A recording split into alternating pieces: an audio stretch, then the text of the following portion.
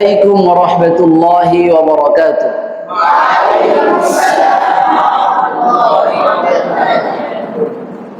আপনারা সবাই কেমন আছেন? আমিও ভালো আছি আলহামদুলিল্লাহ। আজকের আমাদের আলোচনা হবে মাখরাজ সম্পর্কিত আলোচনা। কি নিয়ে আলোচনা? মাখরাজের সাথে সম্পর্ক রাখে এমন গুরুত্বপূর্ণ কিছু বিষয়ের আলোচনা করা হবে ইনশাআল্লাহ। সবাই শিখবেন তো? ঠিক আছে, তাইলে আপনারা বলেন তো মাখরাজ কাকে বলে? হরফ উচ্চারণের স্থানকে মাখরাজ বলে। মাখরাজ অর্থ কি? উচ্চারণের স্থান, বের হওয়ার স্থান। বের হওয়ার স্থান খেয়াল করতে হবে। একটা হলো মাখরাজ কাকে বলে? হরফ উচ্চারণের স্থানকে মাখরাজ বলে।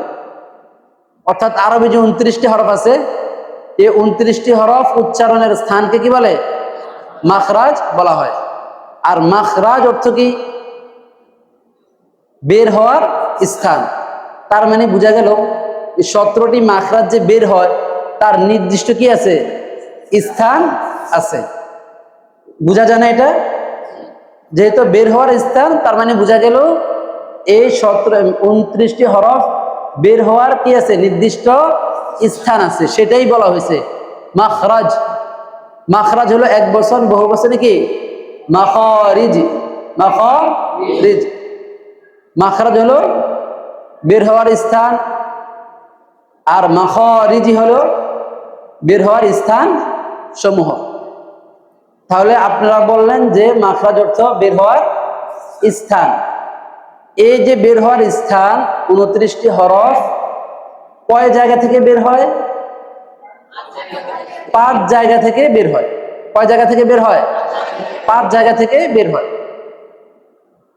যাকে তাজবিদের পরিভাষায় বলা হয় আল মাখারিজুল আম্মাহ, অর্থাৎ সাধারণ মাখরাজ সমূহ। সাধারণ মাখরাজ সমূহ। আর আল মাখারিজুল খাসসাহ এক প্রকার, সেটা হলো 17টি মাখরাজ। আল মাখারিজুল খাসসাহ কয় প্রকার? 17 প্রকার। কয় প্রকার? 17 প্রকার। আল মাখারিজুল আম্মাহ কয় প্রকার? 5 প্রকার। আল মাখারিজুল আম্মাহ কয় প্রকার? 5 প্রকার।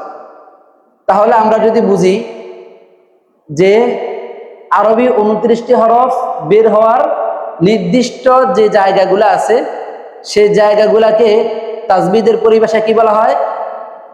আল মাখারিজুল আম্মাহ, যার অর্থ হলো সাধারণ মাখরাজ সমূহ। অর্থাৎ যার দ্বারা অঙ্গের পরিচয় পাওয়া যায়। কি পাওয়া যায়? অঙ্গের পরিচয় পাওয়া যায়। আল মাখারিজুল খাসসাহ অর্থ কি?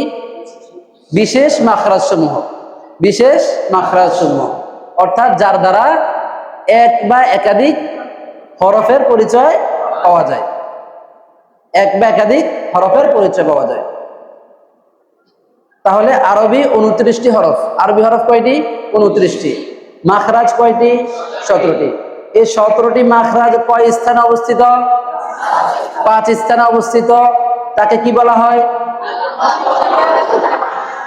আল মাখারিজুল আম্মাহ। বলেন। আর 17টি মাখরাজকে বলা হয় আল মাখারিজুল খাসসাহ। এখন আমরা জানবো আল মাখারিজুল আম্মাহ কয় প্রকার? আল মাখারিজুল আম্মাহ 5 প্রকার। কয় প্রকার? 5 প্রকার। প্রথম প্রকার হালক। বলেন। হালক, লিসান, শাফাতান, খায়শুম, জাওফি দাহান। এগুলোর অর্থ জানার দরকার আছে না? হলক মানে কণ্ঠনালী, লিসান মানে জিহবা, শাফাতান, দুই ঠোঁট, কয় ঠোঁট? দুই ঠোঁট। খয়শুম, নাকের বাসি, তারপরে জাওফিদাহান, মুখের খালি জায়গা। জাওফিদাহান মুখের খালি জায়গা। তাহলে বোঝা গেল এই যে কথা বলার প্রধান 5টি অঙ্গ, এই 5টি যে অঙ্গ, কথা বলার প্রধান 5টি অঙ্গ, এগুলা থেকে মূলত এই 17টি মাখরাজ কি হয়? বের হয়। 17টি মাখরাজের সম্পর্ক এই 5টি জায়গায়। কয়টি জায়গায়? 5টি জায়গায়। মনে থাকবে? হ্যাঁ। হরফের নির্দিষ্ট মাখরাজ বের করার নিয়ম কি? হরফের নির্দিষ্ট মাখরাজ বের করার নিয়ম হলো হরফকে সাকিন করে, হরফকে সাকিন করে তার পূর্বে হরকত বিশিষ্ট হরফ যুক্ত করে, তার পূর্বে হরকত বিশিষ্ট হরফ যুক্ত করে উচ্চারণ করলে উচ্চারণের আওয়াজ যেখানে গিয়ে শেষ হয়ে যায় সেই হরফের মাখরাজ সেখানে। যেমন আমার সাথে বলেন, এফ ওয়াজা, এফ ওয়াজা। এই যে এফ আওয়াজ যেখানে গিয়ে কি হয়ে গেছে?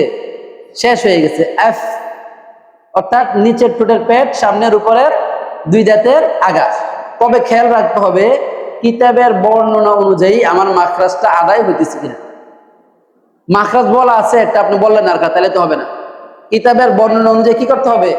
উচ্চারণ করতে হবে। কারণ হরফের সঠিক উচ্চারণটা বের হয় যখন সাকিন করে আদায় করা হয়। এজন্য এই নিয়মটা। এফ, তাহলে ফায়ের মাখরাজটা আমরা সঠিকভাবে কখন পাবো? সাকিন অবস্থায়। এফ ওয়াজা, আব ওয়াবা, আব ওয়াবা। আবে, এই যে আবে আওয়াজ থেমে গেছে, যেখানে গিয়ে কি হয়ে গেছে? আওয়াজ বন্ধ হয়ে গেছে, শেষ হয়ে গেছে। ওইখানে হলো বায়ের মাখরাজ। দুই ঠোঁট, দুই ঠোঁটের বীজ অংশ থেকে বা উচ্চারিত হয়। এজন্য আবে, আবে ওয়া বা, আবে ওয়া বা। তাহলে কি আমরা বলতে পারি যে মাখরাজ প্রথমত কয় প্রকার? দুই প্রকার। আল মাখারিজুল আম্মাহ, আল মাখারিজুল খাসসা। আল মাখারিজুল আম্মা 5 প্রকার। বলেন আল মাখারিজুল আম্মা কয় প্রকার? 5 প্রকার। কি কি? হালাক, লিসান, শাফাতান, খয়শুম, জাওফিদাহান। আল মাখারিজুল খাসসা কয় প্রকার? 17 প্রকার। ওই যে 17টি মাখরাজ। আবার আল মাখারিজুল আম্মা 2 প্রকার। আল মাখারিজুল আম্মা আবার কয় প্রকার? 2 প্রকার। মাখরাজি মুহাক্কাক, মাখরাজি মুকদ্দার। মাখরাজি মুহাক্কাক, মাখরাজি মুকদ্দার। মাখরাজি মুহাক্কাক অর্থ কি? প্রকৃত মাখরাজ, প্রকৃত মাখরাজ। আর মাখরাজি মুকদ্দার সেটা হলো উজ্জ মাখরাজ। কি উজ্জ? মানে যেটা দেখা যায় না, কি দেখা যায় না, ছোঁয়া যায় না, সেটাকে বলে কি? উজ্জ, দেখা যায় না। মাখরাজি মুহাক্কাক হলো হালাক, লিসান, শাফাতান। এই 3টির নির্দিষ্ট যে স্থান আছে সেগুলো হলো মাখরাজি মুহাক্কাক।